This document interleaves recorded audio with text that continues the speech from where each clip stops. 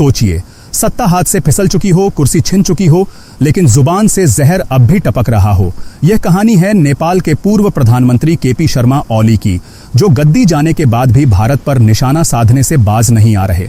नेपाल की राजनीति में सत्ता से बेदखल हो चुके पूर्व प्रधानमंत्री केपी शर्मा ओली अब भी भारत पर इल्जाम लगाने से बाज नहीं आ रहे। इस्तीफा देने के बाद भी उनका गुस्सा और बयानबाजी जारी है। सत्ता गंवाने के बाद ओली ने एक ओपन लेटर लिखकर भारत के खिलाफ जहर उगला और खुद को एक तरह से शिकार की तरह पेश करने की कोशिश की। मीडिया रिपोर्ट्स के मुताबिक ओली ने दावा किया कि वह फिलहाल शिवपुरी में सेना की सुरक्षा घेरे में है। कयास लगाए जा रहे थे कि वह नेपाल छोड़कर दुबई चले जाएंगे, लेकिन उन्होंने खुद साफ किया कि यहीं हैं।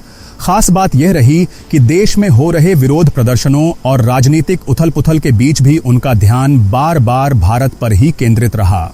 अपने पत्र में ओली ने लिखा कि अगर उन्होंने लिपुलेख मुद्दा नहीं उठाया होता तो शायद वह आज भी पद पर बने रहते।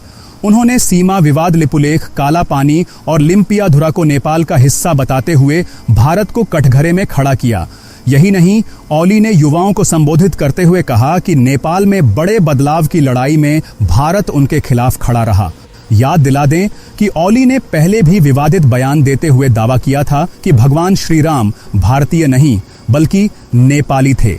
उनका कहना था कि असली अयोध्या नेपाल में वीरगंज के पास स्थित है और भारत ने एक विवादित अयोध्या का निर्माण किया है। इस बयान के बाद न केवल नेपाल बल्कि पूरे क्षेत्र में राजनीतिक भूचाल आ गया था।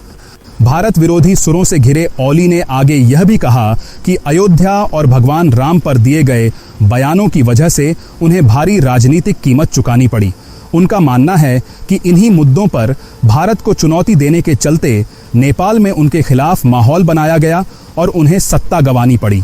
दूसरी ओर नेपाल में हो रहे हिंसक विरोध प्रदर्शनों के बीच जनता ने कई मंत्रियों को सड़कों पर घसीट कर पीटा।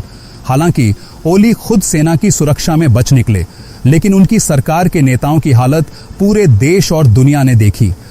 आज नेपाल में अस्थिरता के लिए जनता जहां सत्ता वर्ग को जिम्मेदार ठहरा रही है, वहीं ओली बार बार भारत पर आरोप मढ़कर अपने राजनीतिक अस्तित्व को बचाने की कोशिश कर रहे हैं।